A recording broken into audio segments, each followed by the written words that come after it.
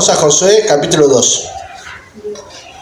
Es una historia conocida, o por lo menos que aquellos que tenemos algún tiempito en la iglesia hemos escuchado alguna vez o varias veces, ¿verdad? O sea en una prédica, o sea en algún estudio, o hemos leído acerca de esto.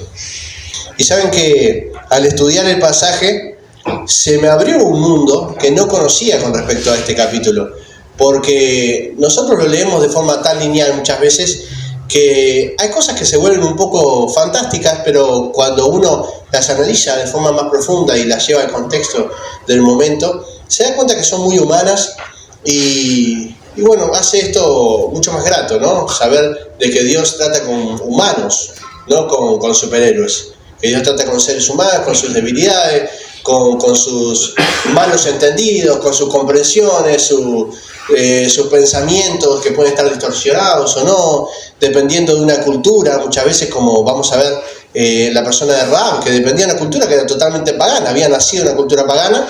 No le vamos a pedir ahora que sea la mujer de fe que conozca toda la ley de Moisés cuando está inmersa en una cultura cananea que no conocía nada de esto, ¿verdad? Entonces nos humaniza un poco más, y nos humaniza un poco más a los personajes y nos ayuda a entender mejor lo que el Señor nos quiere decir. Saben que la historia de Jueces 2 la vemos como una historia aparte, pero la historia de Jueces 2 es parte de una historia mucho más grande, donde vemos las consecuencias de Israel saliendo de Egipto, por ejemplo, o las plagas de Israel, de los hebreos.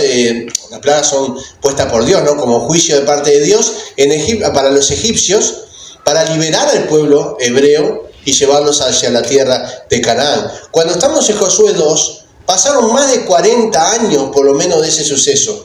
¿Por qué? Porque tuvieron 40 años vagando en el desierto y acá en este momento están por entrar a la tierra prometida.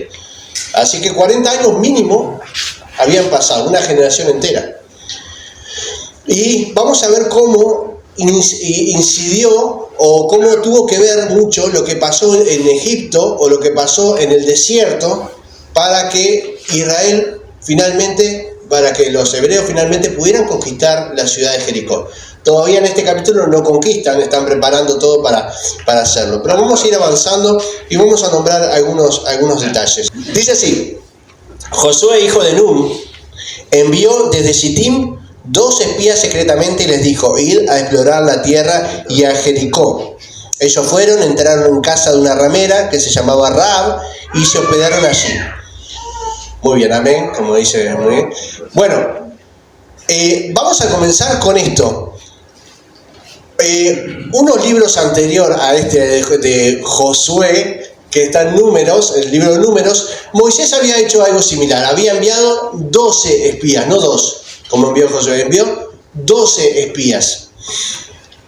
Y le fue bastante mal, ¿sí? ¿De dónde surge esto? Esta es la voluntad de Moisés de enviar a 12 espías. El pueblo dijo: che, Moisés, me parece que deberíamos enviar 12 espías. Y Moisés dijo: no me parece mal, listo. Y mandó 12 espías. Y Dios le dijo: bueno, si querés mandar 12 espías y es tu decisión, yo te dejo. Pero Dios le había dicho: ve y toma la tierra. No le había dicho que mande a nadie, ¿sí? Ahora, después a los espías les va bastante mal porque vienen 10 quejándose: no, que nos van a destruir como langostas, nos van a aplastar, son gigantes, tan tremendo, imposible. Y 2 que eran, ¿quiénes eran? ¿Se acuerdan? Josué y Caleb. Muy bien, dijeron: no, el Señor nos ha entregado la tierra, vamos a conquistarla. Pero bueno, como habían 10 contra 2, saben cómo es la democracia, no siempre perfecta, entonces ahí se quedó. Y Dios castigó al pueblo por eso. Entonces dice: ¿pero por qué Dios los castigó? Bueno, era lo que se llama voluntad permisiva. Si insistís tanto en hacer algo, yo te dejo, pero las consecuencias las vas a tener igual. Si es la voluntad permisiva de parte de Dios. Ahora, ¿por qué ahora Josué envía 2 espías y Dios no se queja de que envía espías? Y sí de alguna manera le dijo que no era necesario enviar espías a Moisés, ¿no?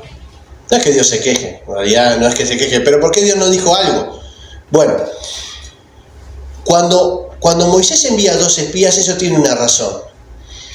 12, ¿por qué 2 espías? Porque había un espía por cada tribu. Es decir, había un representante, un líder representante de cada una de las tribus.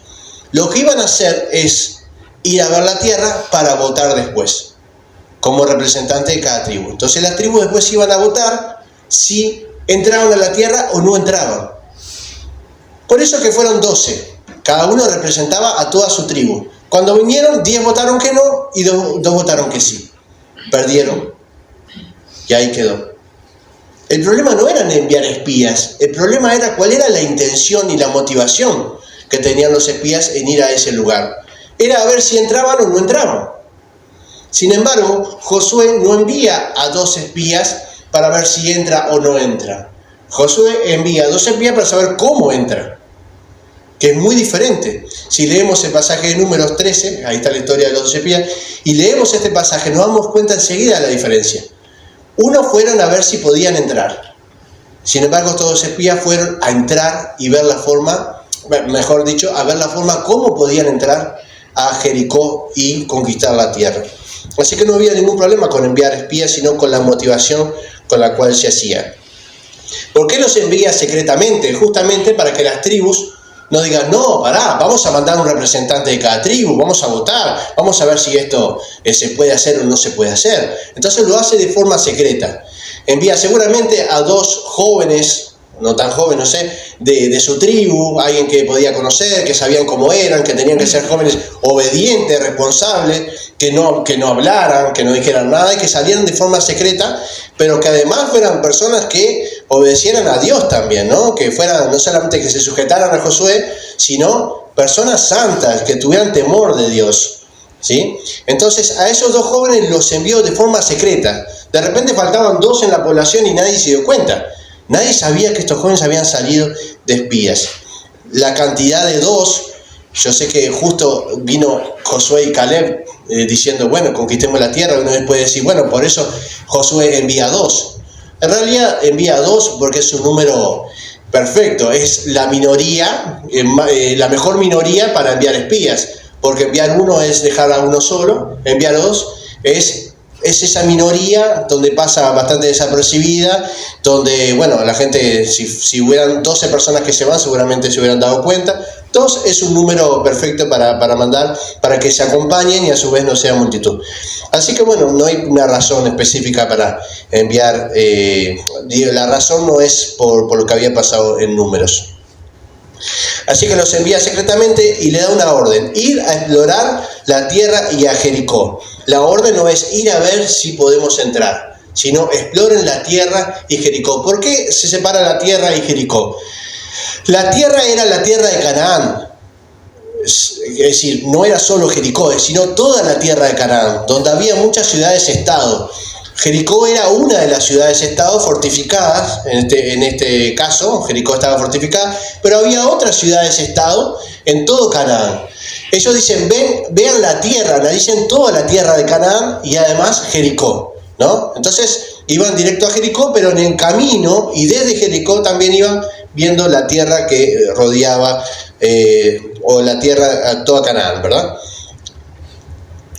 Dice, ellos entraron a casa de una ramera que se llamaba Rahab y se hospedaron allí.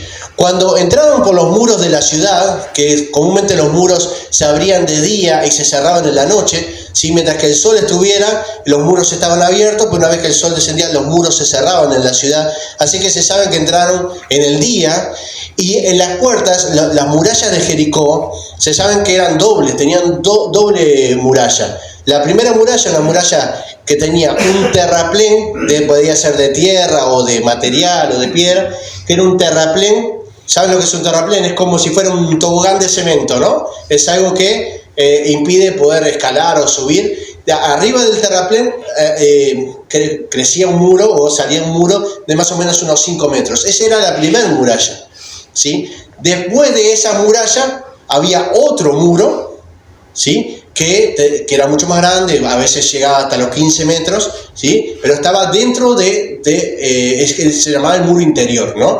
Dentro de ese muro interior estaba la ciudad. Y dentro del muro exterior y el muro interior comúnmente estaban las bases militares, ¿sí? Si había un ataque del enemigo, o los militares entre los 2 muros estaban preparados para proteger a la ciudad que estaba en el muro interior, ¿Se entendió esto o fue muy confuso?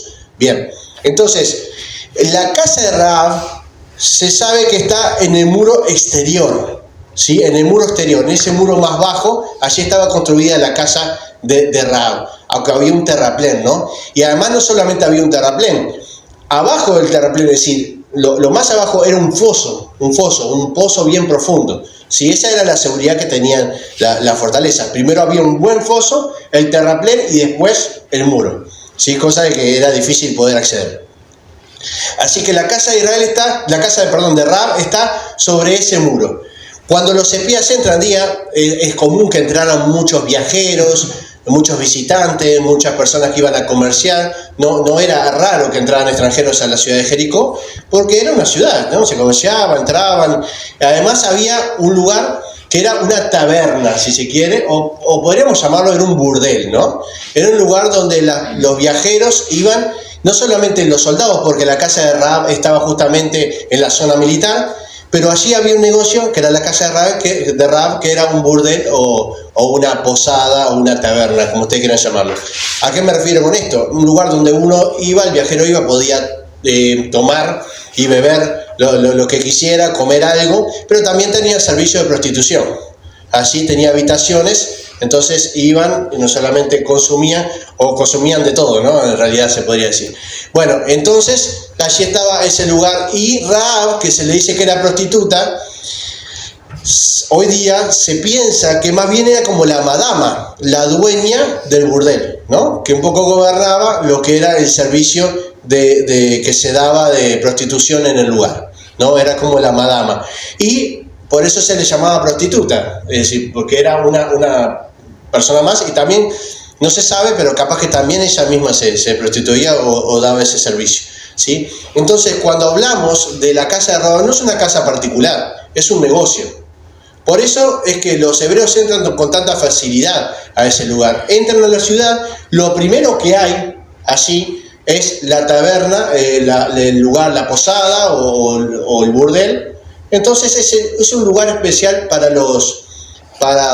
estos espías. ¿Por qué? No por el servicio que ofrecían, sino porque era un lugar bastante poblado. Además, las ciudades de Canaán o la cultura cananea tenía otro concepto de la prostitución que claro, que los hebreos no tenían, ¿no? Por ejemplo, ellos practicaban la prostitución religiosa, ¿no? En algunos cultos religiosos, a Baal y a algunos otros dioses, a Tarot, había prostitución tanto de hombres como de mujeres en los cultos. Entonces, la prostitución no era visto como algo tan malo como si era visto por los hebreos, que era totalmente prohibido, ¿verdad? Entonces, había mucha gente allí alrededor, y para ser espías, qué mejor lugar que entrar de incógnito a donde hay mucha gente y donde se puede escuchar lo que hablan, lo que están diciendo. De ahí se puede sacar mucha información. Además, como estaban muy cerca de la puerta de entrada, eso les impedía a poder avanzar hacia adentro de la ciudad y que fueran descubiertos, porque estaban más expuestos si entraban a la ciudad, ¿no? Y a su vez estaban cerca de la puerta de salida, como para que si se complicaba podían huir. Entran en ese lugar pensando que, mintiendo con respecto a que son extranjeros y demás, pero se ve que algo los deschaba, porque habían cosas muy sencillas que los podía deschavar, simplemente su lenguaje, su forma de hablar, o su rostro, las facetas de rostro de los hebreos. Y se sabe que además Jericó hace tiempo que tenía todas las ciudades de Estado, todas las ciudades de la época, tenían su propia inteligencia militar, ¿no? Que esto nos parece que es algo moderno, pero no es nada moderno la inteligencia militar. Ellos lo que hacían es que ya habían observado, y después lo vemos en Rahab, ya habían observado el campamento hebreo que estaba del otro lado del río Jordán y que estaba muy cerca.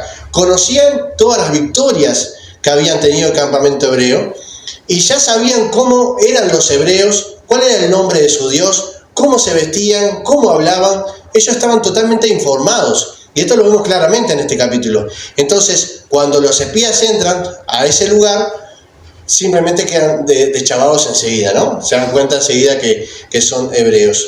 Así que continuamos leyendo, dice, se hospedaron allí, ¿no? Ellos fueron, pidieron una habitación, obviamente sin ningún tipo de servicio, ¿no? Fíjense que si esto fuera una casa particular, los dos hebreos no podrían haber estado en la casa de Rahab, porque 2 hombres hebreos en la casa de una mujer sola hubiera estado mal para los hebreos. Entonces se sabe que no es una casa particular, sino un negocio. Piden una habitación aparte y allí van y se quedan a dormir. Se hospedaron allí. Entonces le fue dado este aviso al rey de Jericó: unos hombres de los hijos de Israel han venido aquí esta noche para espiar la tierra. Y dice, qué rápido. Fíjense que no demoraron nada en ir a avisarle al rey. ¿Por qué no actuaron en ese momento? Bueno, porque justamente había una inteligencia militar, y aunque fuera una zona militar y aunque haya mucha gente en ese lugar, tenían que dar aviso al rey para poder ejecutar algo, ¿no? No podían ir simplemente a dar una paliza o matarlos o capturarlos, porque eso podía complicar justamente la inteligencia, ¿sí? Entonces muchas veces se hacía, en vez de atraparlos a los espías, se les hacía un seguimiento, a ver cuál era el próximo paso que daban, se les seguía hasta el momento de atraparlos, para poder sacar más información de lo que el enemigo intentaba hacer. Entonces van y le avisan al rey. Hoy día los reyes, uno se imagina a los reyes como por fuera de esas cosas, ¿no? Uno pensaría que más es un comandante jefe del ejército o alguien que hace esas cosas, pero en esa época el rey hacía todo, tomaba todas las decisiones.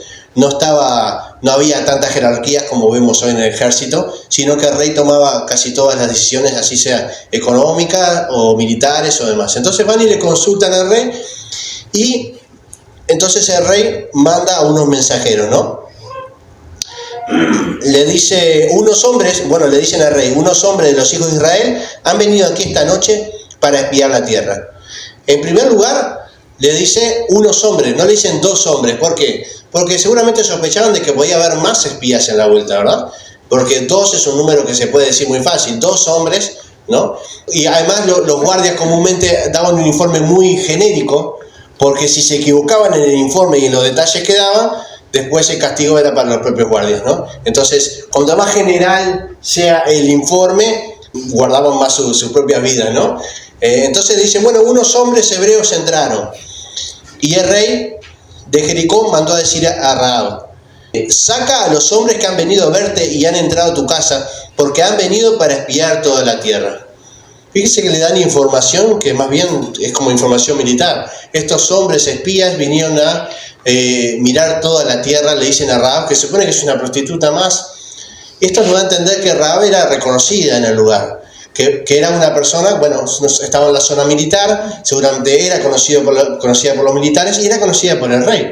Para darle esta información de que estos hombres son espías y vienen a habitar la tierra para conquistarnos, tenía que ser una mujer importante. Esta información no se le daba a cualquier persona. Y el rey va directamente a decirle: saca a estos hombres porque vienen a mirar la tierra para conquistarnos luego.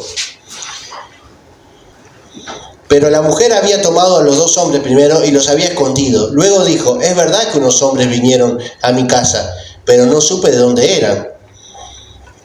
Acá empieza lo que es la mentira de Rahab, ¿verdad? Ella los esconde. Después sabemos que los esconde en la azotea de la casa, enterrado. Y le dice a los guardias: sí, es verdad que vinieron acá unos hombres, pero no sabía de dónde eran. Ahora, la mentira es bastante débil en el sentido de que los guardias simplemente le dijeron: saca a los hombres, y ella ya sabía ante qué hombre se estaba refiriendo, ¿no? Pero a su vez dice que no sabían quiénes eran, entonces es un poco contradictorio, ¿no? Pero así le dice: no sabía que eran hebreos. Todo el mundo se había dado cuenta que eran hebreos, pero ella no. Ahora, la mentira en sí no es una gran mentira, es como algo desesperado para zafarlo, se había escondido, se estaba jugando la vida también Rahab, y tuvo que hacer todo esto bastante rápido, así que no la vamos a juzgar por su poca creatividad en esa mentira. Pero en general, todo lo que dice Rahab sirve para hacer que los guardias salgan corriendo de la ciudad, y esto es lo interesante, ¿no? Vamos a ver cómo sigue. Es verdad que unos hombres vinieron a mi casa, pero no supe de dónde eran. Cuando se iba a cerrar la puerta, siendo ya oscuro, dice: esos hombres salieron y no sé a dónde han ido. Seguidlos a prisa y lo alcanzaréis. Fíjense que ya había hecho una mentira, que si hubieran pasado Rahab por un interrogatorio un poco más largo, obviamente que hubiera quedado expuesta. Pero, ¿dónde está el secreto de Rahab? dale, apurate, que se acaban de ir, dale, si te apurás los alcanzás. Salieron hace poquito de la puerta, dale, metele que los alcanzás. Esa urgencia hizo que estos guardias que habían dado el mensaje, y seguramente un ejército que estaba esperando afuera, salieran tan apurados a buscar a los israelitas afuera de la ciudad, cuando estaban adentro, ¿no? Afuera de la ciudad, que ni pensaron en lo que le había dicho Rahab. Hay que atraparlos ya, la urgencia, ¿no? Esa urgencia muchas veces no nos deja razonar del todo bien, y en eso estaban los guardias, y fue una buena estrategia de parte de Rahab. Seguirlos a prisa y los alcanzaréis, pero ella los había hecho subir al terrado, a la azotea, y los había escondido entre los manojos de lino que tenían puestos en el terrado.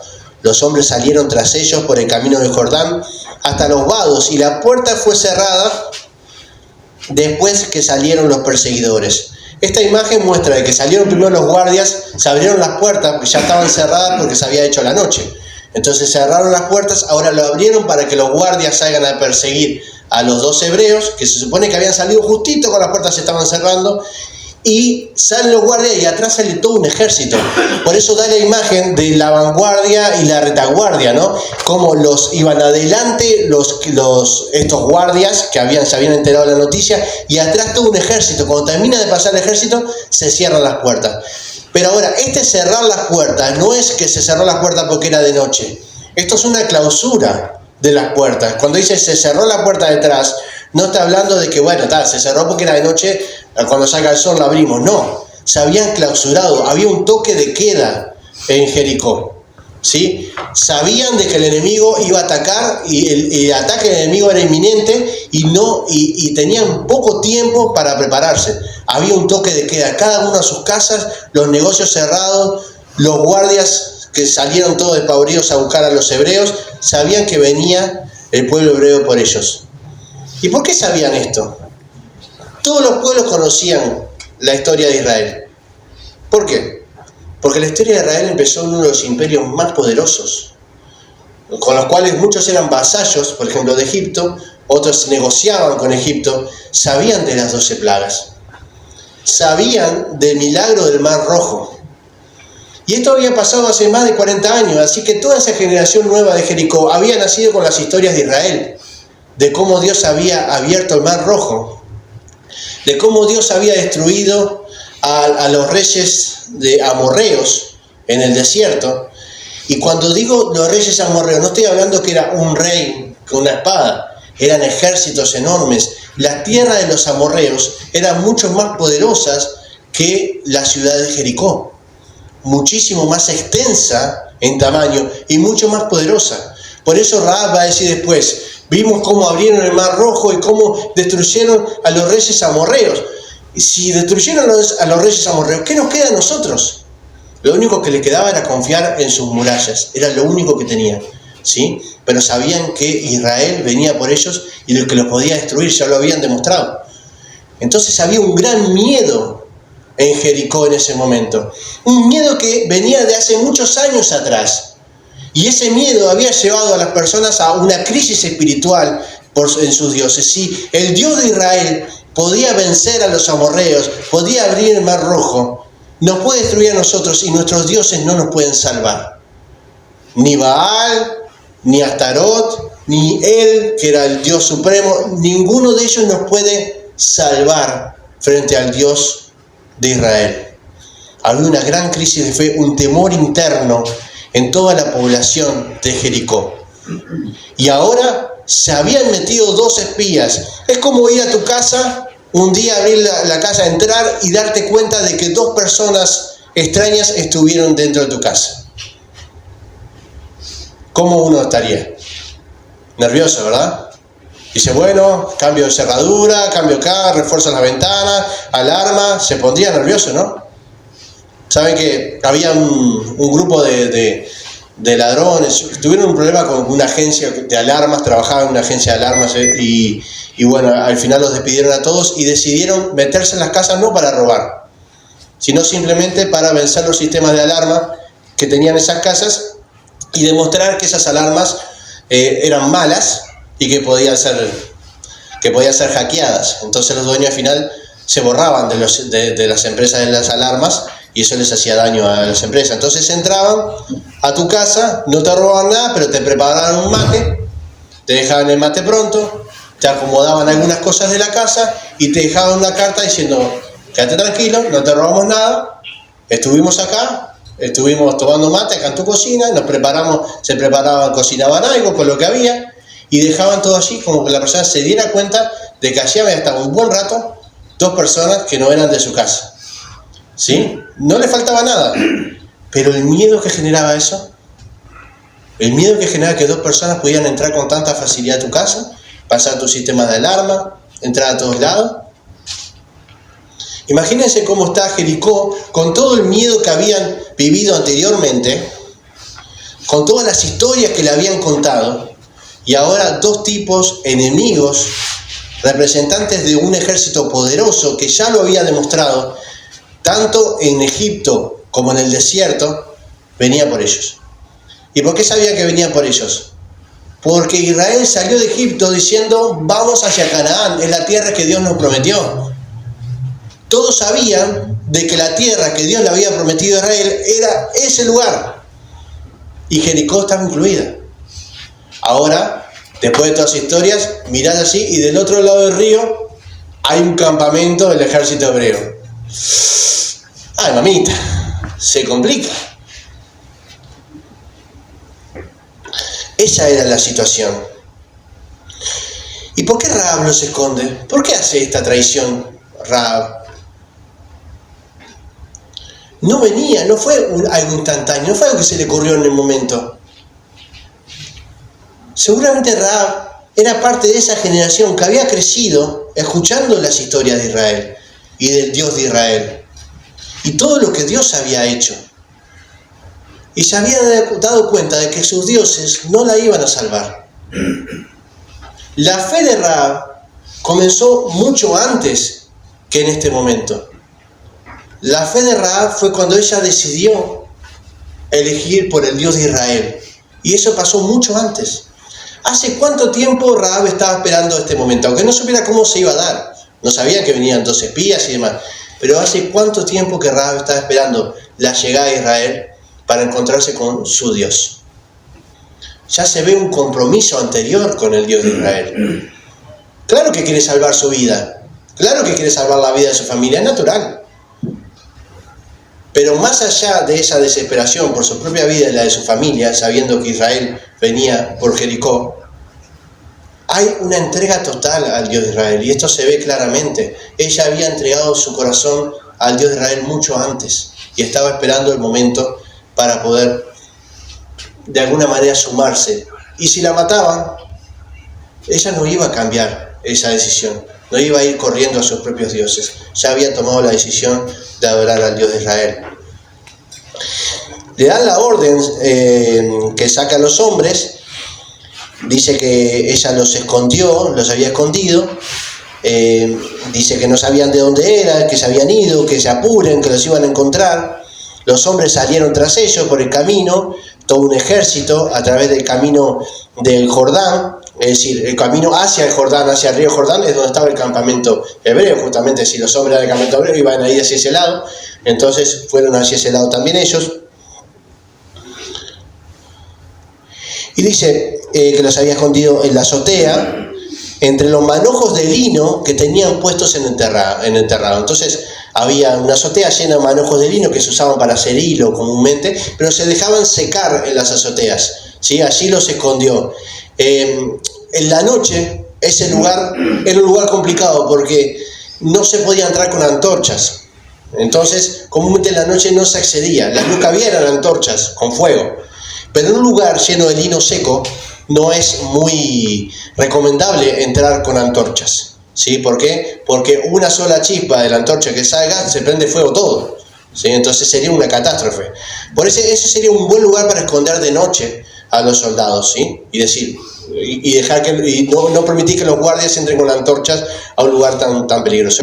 Entonces los hizo subir ahí y los escondió entre los manojos de lino que habían puesto en el terrado. Los hombres salieron tras ellos por el camino del Jordán hasta los vados, y la puerta se cerró, como dijimos. 9. Miren lo que le dice Rahab a los espías. sé que Jehová les ha dado esta tierra, porque el temor de vosotros ha caído sobre nosotros, y todos los habitantes del país ya han temblado por vuestra causa.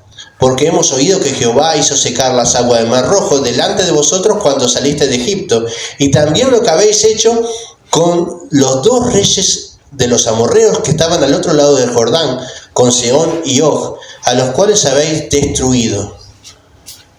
Dice, todas las historias ya la conocían, el pueblo ya estaba desfallecido por esas historias. Hace bastante tiempo que tenían miedo. Dice, al oír esto, ha desfallecido nuestro corazón y no ha quedado hombre alguno con ánimo para resistiros, porque Jehová vuestro Dios es Dios arriba en los cielos y abajo en la tierra. Lo que está diciendo es, miren, el pueblo hace tiempo que está destruido emocionalmente, que ya tiene una crisis de fe. Al escuchar las historias de su Dios y cómo destruyeron, cómo abrieron el Mar Rojo y cómo destruyeron a los reyes amorreos. Hace tiempo que el corazón de ellos ha desfallecido y ningún hombre en Jericó tiene ánimo para enfrentarlos. ¿No es maravilloso como Dios ya estaba venciendo a Jericó 40 años antes? Manda al ejército de Israel a conquistar Jericó, pero Dios ya los había vencido desde adentro. Saben que las mayores caídas o crisis de los grandes imperios comienzan adentro, no afuera. Cuando hay una crisis interna, se lo comen los de afuera, se debilita y es mucho más fácil que sean conquistados. ¿Sí? La primera derrota comienza adentro. Y Dios estaba haciendo ese trabajo, llevando las noticias de los poderosos milagros que Él había hecho, abriendo el Mar Rojo, venciendo a los reyes amorreos, grandes ejércitos y poderosos. Además de las plagas de Egipto, ya llegaban a Jericó esas noticias y la gente temblaba, vienen para acá. Por otro lado, los 40 años en el desierto, que fue un juicio que Dios puso sobre Israel por la desobediencia, fueron 40 años de misericordia para Jericó, porque tenían 40 años más para arrepentirse. Sabían de las noticias, sin embargo, se mantuvieron duros. Dice allí, creo que es en Números también, que el pueblo de Jericó había llegado a su extremo, que los cananeos habían llegado al extremo. Habían llegado al extremo de la maldad, al extremo de la inmundicia. Había sacrificios de niños, por ejemplo, sacrificados a sus dioses. Los sacrificios Molk, que se dicen que eran sacrificios, muchas veces se usa sacrificios a Moloch, pero Moloch no es un dios que está en la historia, no aparece en ningún lado.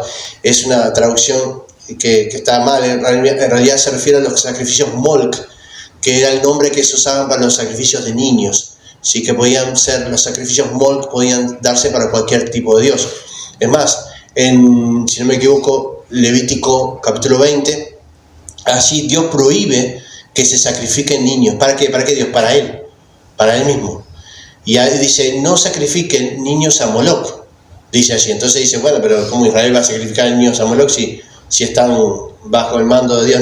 No hagan sacrificios Moloch, no sacrifiquen niños para mí, porque había un sincretismo tan grande que pensaban que como una ofrenda a Dios podían sacrificar a sus propios hijos. Así como lo escuchamos, ¿no? A veces se sacrificaba el primogénito, a veces cuando había crisis sacrificaban a los niños más pequeños. Entonces, esto que es tan crudo, y no voy a entrar más en detalle porque es mucho más crudo aún, es la maldad de los amorreos, ¿no? La maldad había llegado a su fin y Dios ahora iba a destruir todo Jericó. Esa es la verdad. Pero hace tiempo que Dios estaba haciendo este trabajo propagandístico, se quiere, para que el corazón desfallezca, para que el corazón de los cananeos desfallezca, y cuando el pueblo de Israel llegue ya no quieran ni luchar. Bueno, ahí es una declaración, Rahab, que Dios es arriba en los cielos y abajo en la tierra. Uno dice, bueno, pues ¿cómo sabía que Deuteronomio 4.30? ¿Cómo sabía la cita de Deuteronomio 4.39? ¿No? Que la dijo Moisés, porque Moisés dice lo mismo en ese pasaje. No, en realidad era una frase que se usaba una frase más universal, ¿no? Que se usaba en todas las culturas, que quiere decir que es el Dios que gobierna todas las cosas, está en el cielo y en la tierra, ¿sí? Entonces no es que copió Moisés, sino que tanto Moisés como Rahab usan una frase que está extendida en ese lugar. Hay frases que nosotros vemos en el Antiguo Testamento que ya estaban extendidas por todo Medio Oriente. Por ejemplo, el Dios que cabalga sobre las nubes. Vamos a ver que cabalgar sobre las nubes, estar por encima de todas las cosas significa, aparece en muchas culturas, en la cultura cananeo también. El dios Baal iba por las nubes, cabalgando sobre las nubes, porque eran frases más universales que se usaban para sus dioses, para hablar del poder y la soberanía de sus dioses. Entonces no es que Rahab haya escuchado a Moisés, ni que le haya llegado la cita de Moisés, sino que simplemente da una frase universal en el sentido. Dice, Jehová es Dios en el cielo y en la tierra. Yahvé, mejor no, es Dios en el cielo y en la tierra. Es el Dios soberano de todas las cosas.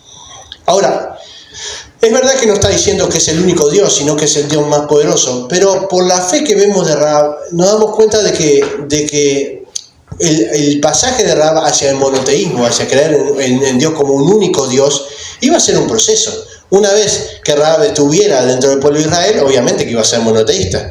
Pero tenemos que entender que Rahab viene de una cultura que es politeísta, donde hay una cantidad de dioses, donde no entiende, ni siquiera entiende el concepto de monoteísmo. No lo entiende. ¿Sí? Es algo totalmente nuevo. Ahora, ella dice que por más que sea nuevo, ella va a adorar solamente a un Dios. No está diciendo si hay un Dios, si hay solamente un Dios. Pero ella va a adorar solamente a un Dios, que es Jehová, el Dios de Israel. Es el primer paso para poder adorar al único Dios. El pasaje ¿por qué digo esto? El pasaje justamente de Deuteronomio 4:39, Moisés dice lo mismo, pero agrega, el único Dios. Después de esa frase, Dios es Dios del cielo y de la tierra, y el único, dice Moisés, ¿no? Como aclarando. Rahab no lo dice. Rahab no lo podía decir, no lo entendía. Pero se sabe, bueno, es un proceso. Y también nosotros estamos en ese proceso, ¿no? Cuando conocemos al Señor. Hay muchas cosas que no entendemos y es natural que hayan cosas que todavía hagamos mal o que comprendemos mal. Bueno, pero lo bueno es esas ganas de seguir al Señor y de aprender y de crecer que tenía Rahab. Es una declaración de fe también, ¿verdad? Bien, 12. Os ruego pues ahora que me juréis por Jehová, que como he tenido misericordia de ustedes, así la tendré vosotros de la casa de mi padre, de lo cual me daréis una señal segura. Y es interesante como Rahab acá apela a la ley de la reciprocidad, ¿no? Que era algo muy común en Israel. ¿Se acuerdan de la ley de Talión? Esa es una reciprocidad negativa, si quieren, ¿no? Ojo por ojo. Si vos me sacás el ojo, yo te saco tu ojo. Si vos matás a un hijo, te mato un hijo. Si vos me robás una vaca, yo te robo una vaca. Entonces, vaca por vaca, ojo por ojo, diente por diente, todo lo que quieran. Entonces era la ley de la reciprocidad de forma negativa, pero la reciprocidad también estaba en lo positivo, ¿no? Que después, por ejemplo, Jesús dice que, parafraseando, ¿no? Dice, haz con el prójimo lo que te gustaría que hicieran contigo, ¿no? Entonces eso es lo que está diciendo cuando dice ama a tu prójimo como a ti mismo. Esa ley de la reciprocidad era muy respetada por los hebreos. Cuando Rahab le dice, bueno, yo tuve misericordia con ustedes, ahora ustedes tengan misericordia con nosotros, está apelando a esa ley. Y ellos tienen que responder de forma positiva porque está dentro de las leyes que Dios les ha dado. Entonces, bueno, denme una señal, me daréis una señal segura, que salvaréis la vida de mi padre y a mi madre y a mis hermanos y hermanas y todo cuanto te pertenece, y que libraréis nuestras vidas de la muerte. Fíjense que Rahab no dice mi madre, mi padre, mi hermana. No, Rahab dice, bueno, deja una puerta abierta. Yo imagino que cuando los espías entran y destruyen Jericó y van a casa de Rahab, hay un mundo de gente adentro. Porque dice, mi padre, mi hermana, mis hermanos, todo lo que les pertenece. Y lo que les pertenece no solamente material, los hijos, los cuñados, los nietos, estaba lleno de gente ahí. Estaba repleto y están todos aplastados contra la ventana así, no entraban. Y porque Rahab salvó a todos los que pudo. Ahora, qué interesante es que que por la fe de Rahab, toda una familia se salva, aunque no compartiera la misma fe. Y nosotros que tenemos la fe en el Señor ve a nuestra familia, protege a nuestra familia a través de nuestras oraciones y nuestra fe.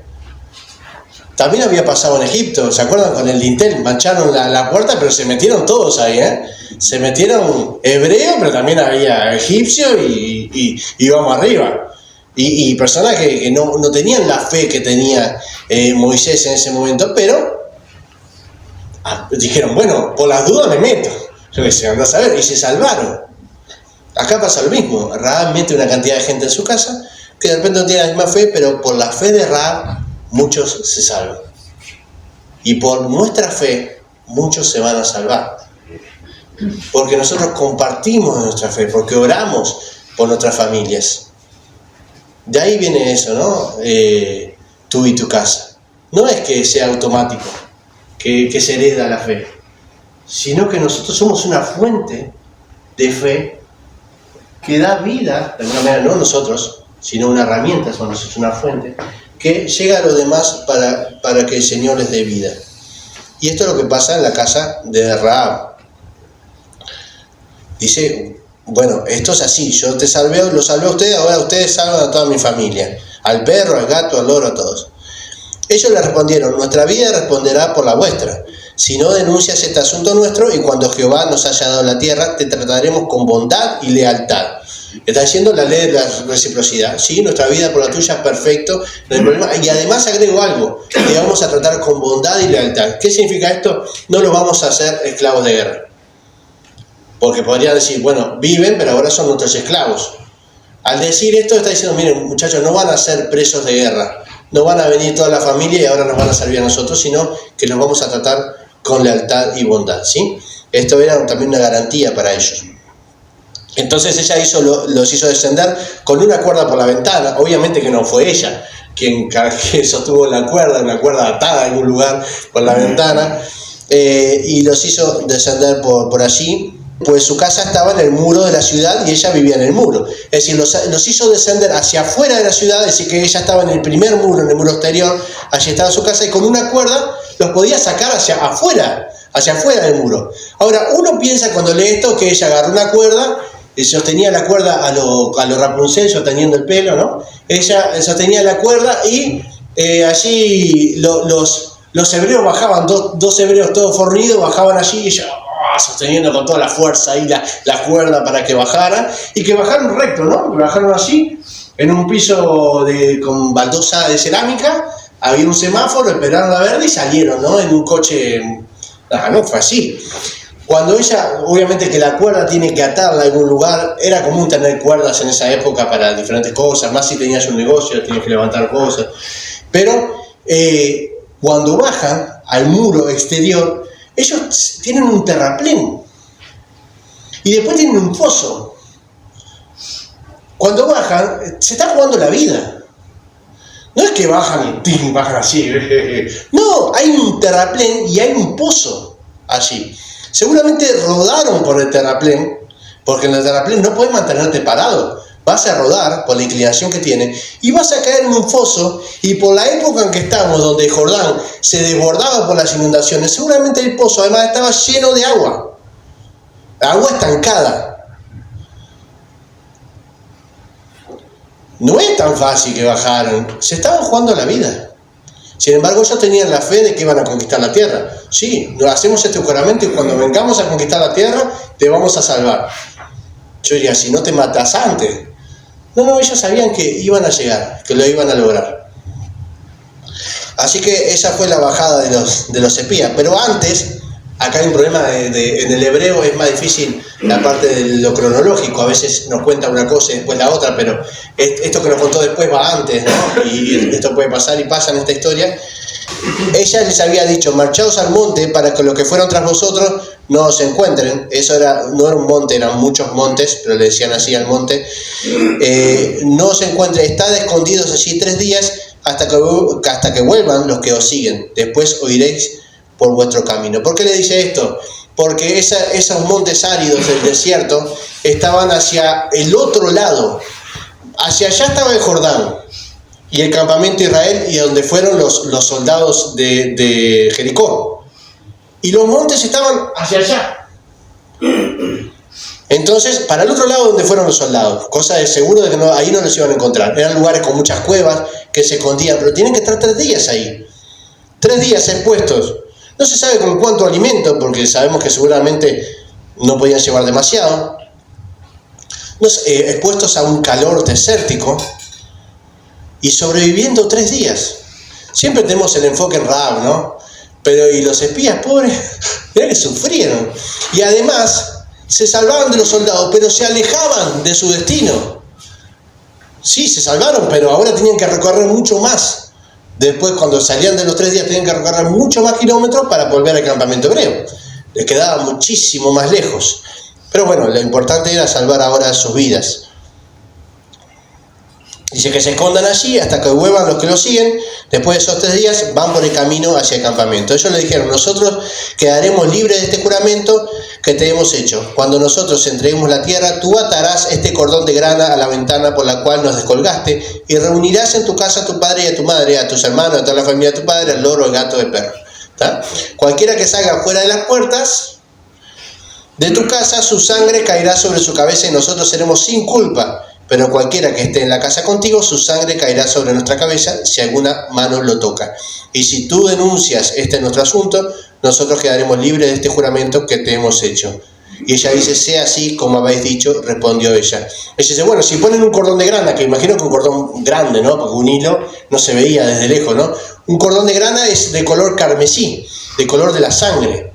Ahora, puesto en la ventana, allí, era común que en las casas orientales o en los negocios orientales hubieran cordones grandes. Era común usar en esa época de decoración y demás, y tenía algún simbolismo religioso también.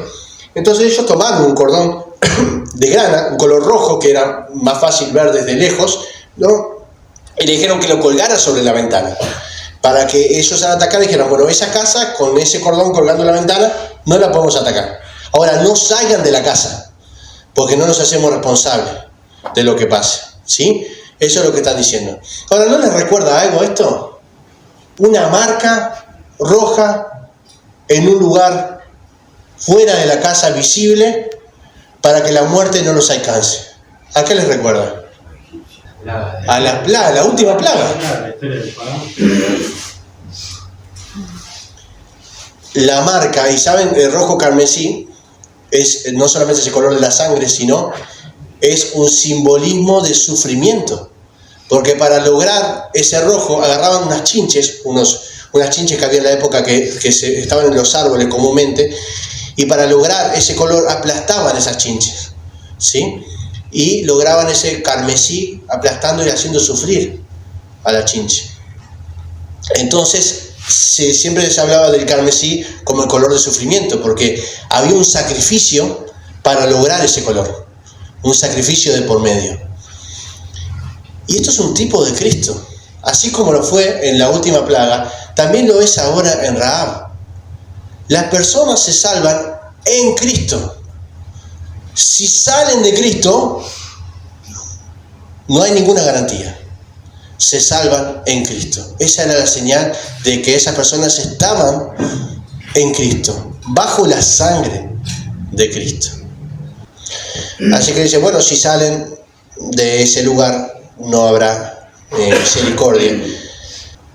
Bueno, el 21 dice: ella les dijo: sea así como habéis dicho. Es decir, es como un amén, ¿no? Amén. Pronto, así como lo dijeron ustedes, está perfecto. ¿Qué le iba a pedir ella a los israelitas si ella lo único que tenía que hacer era colgar un cordón de la ventana y meter a la familia en la casa? Y los israelitas tenían que bajar por una ventana, darse de lleno con un terraplén, nadar en un pozo lleno de agua estancada, ir a una cueva en el medio del desierto, pasar 3 días, volver hambriento y sin dormir al campamento. Muchachos, no te están pidiendo nada. Colgar un cordón y meter a la familia y quedate ahí y coman tortas fritas. Listo, ¿no? Nadie te está pidiendo ninguna cosa rara.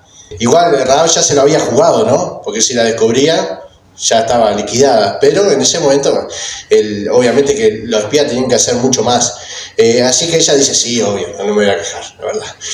Luego los despidió, esto quiere decir que les dio como el permiso de irse o les abrió la posibilidad para que se fueran, no es que les dijo chao, chao, que pasen lindos, ¿no? Lo despidió, quiere decir esto. Ellos se fueron y ella ató el cordón de grana a la ventana. Obviamente que ella no ató el cordón de grana en ese momento, ellos se fueron, si no hubiera quedado pegada. Fíjense, una semana con el cordón ahí en la ventana, todo el mundo, ¿qué le pasa? ¿No? Hubiera sido muy sospechoso. Obviamente que esto es, por eso la cronología que se usa en el hebreo a veces es confusa para nosotros, pero obviamente que ella el cordón de grana lo puso al ver al ejército llegar. Al estar la casa sobre el muro, ella podía ver cuando el ejército estaba llegando al muro, ¿sí? Y más que ella seguramente tenía el Jordán de frente, ¿verdad? Porque los muros de la ciudad comúnmente se hacían hacia las rutas comerciales más poderosas, y esa era justamente una ruta muy grande, la que iba hacia el Jordán. Entonces ella podía ver el ejército, y cuando viera el ejército de Israel venir, colgaría ese cordón de grana para que no generara sospechas. Marcharon ellos, llegaron al monte y se quedaron allí 3 días hasta que volvieron los que los perseguían, quien los había buscado por todo el camino sin hallarlos. Entonces volvieron a los dos hombres a descender del monte, pasaron, y cuando llegaron a donde estaba Josué, hijo de Nun, le contaron todas las cosas que les había acontecido. Fíjense en la cabeza de estos hombres, habían pasado hambre, sed del sueño, seguramente se habían dado un golpe que otro, pasaron un nervio porque casi lo descubren, lo escondieron en una azotea entre el lino, pasaron de todos los tipos. Y lo primero que hacen no es, para Josué, déjame dormir y comer algo y después te cuento. No, lo primero que hacen es decir, Josué, tenemos que contarte todo lo que haga. Impresionante. Además, estaban apurados porque los de Jericó ya sabían que Israel iba a atacar ahora. Entonces podían recibir un contraataque, podían atacar el campamento en cualquier momento. Entonces le dicen, miren, pasó esto, hay que apurarse. Los de Jericó ya saben, nos descubrieron, ¿sí? Y además una cantidad de información del lugar, de cómo podían acceder, que para eso habían ido. Ellos primero hacen eso, después habrán dormido, habrán comido y demás. Eso es estar concentrado en la misión que se les había dado. Eso es obediencia, eso es sujeción, no es desviarse y además, ¿saben qué? Estaban perdidos porque a ellos nadie los iba a ayudar. Seguramente habían acordado una cantidad de días para el espionaje y ellos se habían demorado mucho más. Habían que ir al monte 3 días, esconderse y demás. Pero Josué no podía enviar a nadie a salvarlos porque era una misión secreta. Simplemente nadie sabía. Así que los espías fueron a Jericó sabiendo de que si estaban en peligro nadie los iba a ayudar. Se pusieron a ese nivel. Bueno, y gracias a Dios volvieron y con buenas noticias. Termina el pasaje diciendo, dijeron a Josué, Jehová ha entregado toda la tierra en nuestras manos, todos los habitantes del país tiemblan entre nosotros, están muertos de miedo, vamos a atacar. Dios nos ha entregado en nuestras manos a Jericó. 3 puntos rápidos y termino. No los voy a desarrollar mucho, solamente 3 puntos después de esta historia. La fe se demuestra con obras. Eso dice Santiago, en Santiago 2:25. Rahab no solamente creyó, Rahab actuó. Y esa fe se demostró por las obras de Rahab. Ella se jugó la vida. Realmente, ¿cómo vivimos nuestra fe? ¿Vivimos una fe pasiva? ¿O vivimos una fe que se demuestra una y otra vez por nuestras obras? Si tenemos fe, la fe se demuestra por las obras. No es que la fe sea igual a las obras, sino que si tenemos fe, necesariamente vamos a obrar. La fe obra directamente. Ahora, ¿podemos tener muchas obras sin fe? También, sí. Pero el que tiene fe necesariamente demuestra su fe con las obras. Si no hay obras, si el que tiene fe no obra, entonces no tiene fe, porque es una condición de la fe. Es un resultado de la fe, la obra. ¿Cómo estamos? ¿Cómo estamos en nuestra fe? ¿Es una fe que se mueve, que obra, que hace cosas para el Señor? ¿Que lucha para que los propósitos de Dios se alcancen? No solamente la vida de uno, sino la vida de los demás, como hizo Rahab. Pensemos en esto. Rahab es un ejemplo de una fe viva y activa, no de una fe pasiva, de una fe que solamente escucha, espera y le sirve. Es una fe activa, es una fe viva, que demuestra una y otra vez que quiere alcanzar los propósitos de Dios. En segundo lugar, la salvación está en Cristo y Él es el único refugio para nuestra salvación. La salvación está en Él. Si salimos fuera de Cristo, no hay garantías. Y dice, bueno, pero nosotros somos cristianos, nosotros estamos en Cristo, somos cristianos justamente. Pero podemos salir fuera de Cristo. La familia Rahab estaba en la casa, pero podía salir de la casa. La única garantía es si nos mantenemos en Cristo. Cuando Efesios habla de en Cristo, que lo menciona muchas veces, habla de la unidad en Cristo, de ser uno con Cristo. No simplemente de haber recibido el Evangelio, sino de ser uno con Cristo, de mantener nuestra relación con el Señor, de tener el cordón de grana delante de nosotros en nuestra vida siempre, o el dintel pintado con la sangre del Cordero. Tenemos que estar en Cristo. Esa es la condición.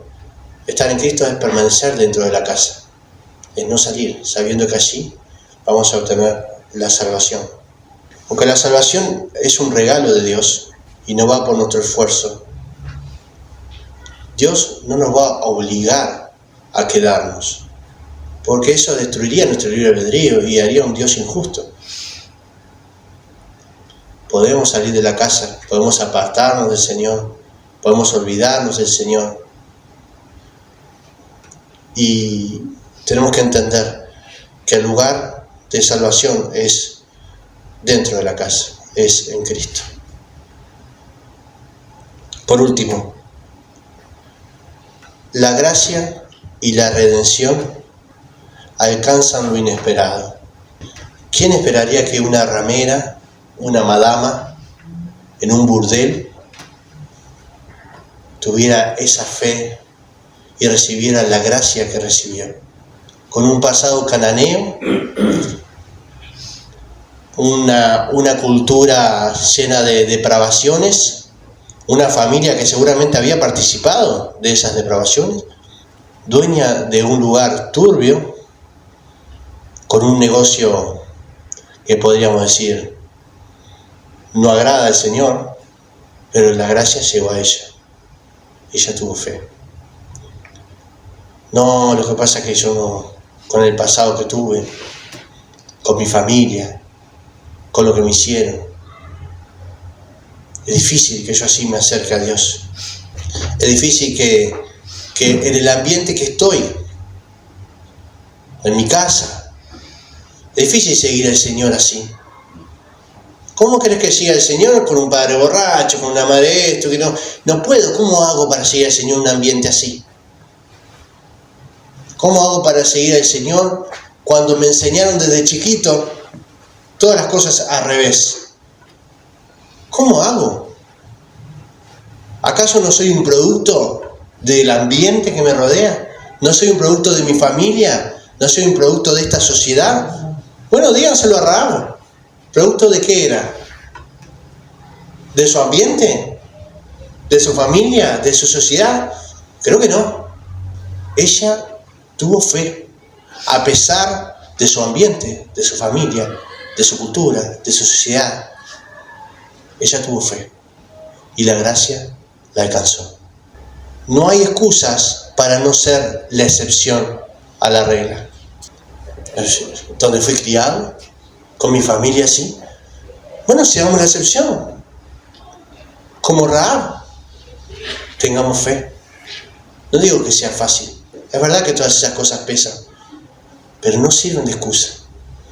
Dios quiere que nos acerquemos a Él con la fe de Rahab. Y como Rahab se unió al pueblo de Israel, por nuestra fe nos unimos a este pueblo, que es la iglesia.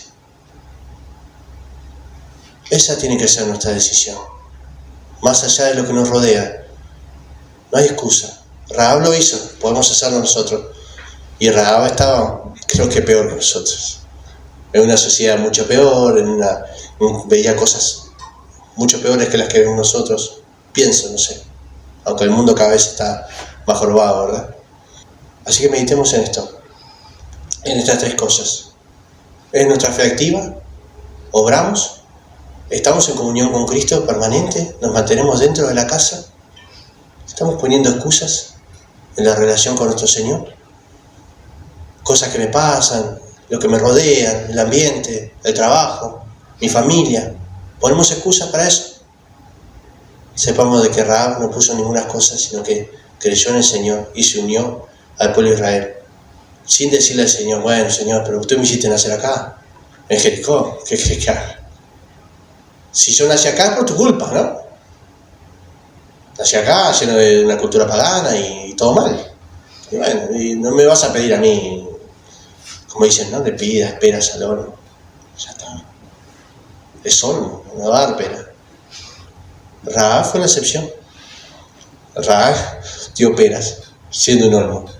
Así que Dios quiere eso también de nosotros. Oramos. Señor, gracias. Gracias por tu palabra, que nos desafía como siempre, Señor. Ayúdanos a cada día meditar en cuál es nuestra respuesta a tu amor, Señor. A poder tener una fe que obra, que sirve, que se preocupa por los demás, porque tus propósitos sean cumplidos en nuestras vidas, en nuestras familias, en la iglesia, Señor, en la sociedad en que estamos. Señor, que nos podamos mantener día a día dentro de la casa, que podamos mantener siempre una relación con tu Hijo, Señor, porque el precio de esa relación fue la sangre de tu Hijo, fue la muerte por nosotros, pero Él tiene vida, resucitado, y podemos hoy poder tener esa relación contigo, Señor, que nos hace crecer, que nos hace madurar y que nos hace también obrar por medio de la fe.